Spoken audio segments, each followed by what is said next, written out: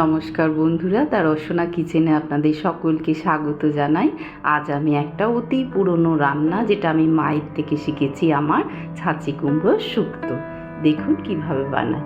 তার জন্য আমি কড়াইতে 2 চামচ সর্ষের তেল দিয়ে ভালো করে মাখিয়ে নিয়ে কয়েকটা বড়ি ভালো করে লাল লাল করে ভেজে তুলে রাখবো।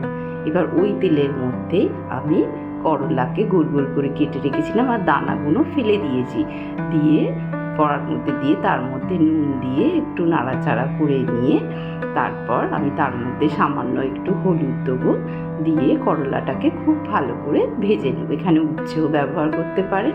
ভালো করে উচ্ছে বা করলা যাই হোক খুব ভালোভাবে ভেজে নেব। ভেজে নিয়ে এগুলোকেও আমি তুলে রেখে দেবো। একটু লাল লাল করে ভাজবেন, আর যদি একটু বেশি তেতো খেতে চান তাহলে হালকা ভাজবেন। এবার আমি করলাগুলো ভাজা হয়ে গেছে, তুলে নেব। ওইবার ওই তেলের মধ্যে একটু 5 ফোড়ন দিয়ে তার মধ্যে আমি ছাঁচি কুমড়োগুলোকে এইভাবে কেটে রেখেছিলাম, এই ছাঁচি কুমড়োটা দিয়ে একটু নাড়াচাড়া করব। তারপর তার মধ্যে পরিমাণ মতো নুন আর হলুদ দেব, দিয়ে আরও একটু ভালো করে নাড়াচাড়া করে নিয়ে গ্যাসটাকে কম করে একটু ঢাকনা দিয়ে রেখে দেব।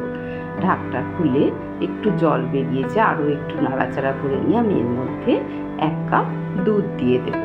এখানে আপনারা জল ব্যবহার করতে পারেন, কিন্তু দুধ দিলে স্বাদটা ভালো হবে।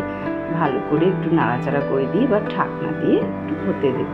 তারপর আমি এর মধ্যে একটু সামান্য চিনি দেবো। ছাঁচি কুমড়োটা আমার সিদ্ধ হয়েই গেছে, একটু চিনি দেব।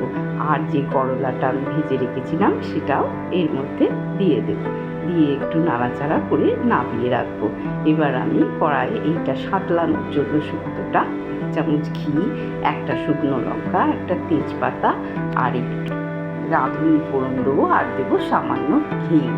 এরপর আমি একটু শুক্তো মশলা থেকে গন্ধ বেরোলে আমি শুক্তোটা এর মধ্যে ঢেলে দেবো। এই সাঁতলানোর প্রসেসটা অবশ্যই করবেন।